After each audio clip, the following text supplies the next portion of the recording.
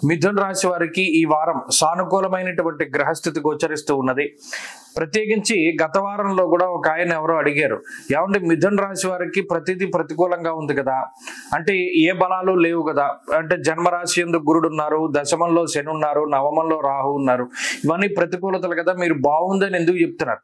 అంటే బాగా లేకపోతే బాగాలేదని చెప్పినా ప్రాబ్లం, బాగుంది అన్నప్పుడు బాగుందని చెప్పినా కొంతమంది తీసుకోలేకపోతున్నారు. ఇక్కడ వాళ్ళకి సమాధానం ఏంటి అంటే, కుజుడు ప్రధానమైనటువంటి గ్రహము, ఆయన తృతీయ స్థానమందు యోగిస్తూ ఉండడం వల్ల మిగతా గ్రహాలు ప్రతికూలంగా ఉన్నా కూడా బాగుంటుంది పరిస్థితి.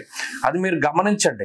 గత 2 వారాలుగా పరిస్థితుల్లో మార్పుని, ప్రత్యేకించి జూన్ 7వ తారీఖు దాటిన తర్వాత మిథున రాశి వారికి కొన్ని పాజిటివ్ గా ఏదైనా జరగడానికి ఎక్కువగా ఈ గ్రహస్థితి అవకాశాన్ని కల్పిస్తుంది. కేవలం కుజుడు ఏకఛత్రాధిపత్యంగా ఆయన తృతీయ స్థానమందు అర్ధలాభము, ధాన్య లాభము, ధన లాభము, ఇష్టసిద్ధి సదారోగ్య అన్నారు. అంటే అనుకున్నవన్నీ కూడా కొద్దిగా పాజిటివ్ గా ముందుకు వెళ్ళడానికి, ఏదైనా అనుకోని ఖర్చులు వస్తే సమయానికి చేతిలో డబ్బులు ఉండడానికి, కొన్ని విషయాల్లో సాహసోపేతంగా ముందుకు వెళ్ళడానికి, ఇలా కుజుడు తృతీయ స్థానమందు చాలా గొప్పగా ఉపకారి, ఆయన గొప్ప ఉపయోగపడేటువంటి గ్రహం. దాంతోపాటు బుధుడు రాస్యాధిపతి యొక్క బలం కూడా ఉన్నది. అదే చెప్పాను, 2వ స్థానమందు బుధుడు లౌకికమైనటువంటి గ్రహం. ఆయన వాక్ స్థానంలో యోగిస్తే చాలా విషయాలు, చాలా దూరం వెళ్ళవలసినటువంటి విషయాలు కేవలం మాటల ద్వారానే సద్దుమణిగేటువంటి పరిస్థితులు ఉంటాయి. చాలా తెలివిగా మాట్లాడేటువంటి పరిస్థితులు ఉంటాయి.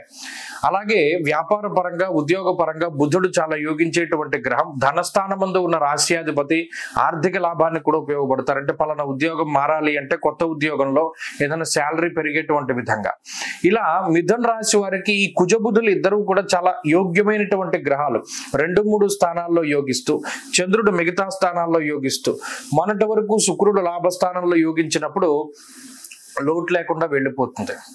కాబట్టి ఈ గోచారం అన్నది ఒక వారం రోజుల స్పాన్ లో ఎన్ని గ్రహాల తాలూకు అనుకూలతలు ఏ రోజుల్లో వస్తాయన్నది పట్టుకోవడం చాలా ముఖ్యమైన విషయం.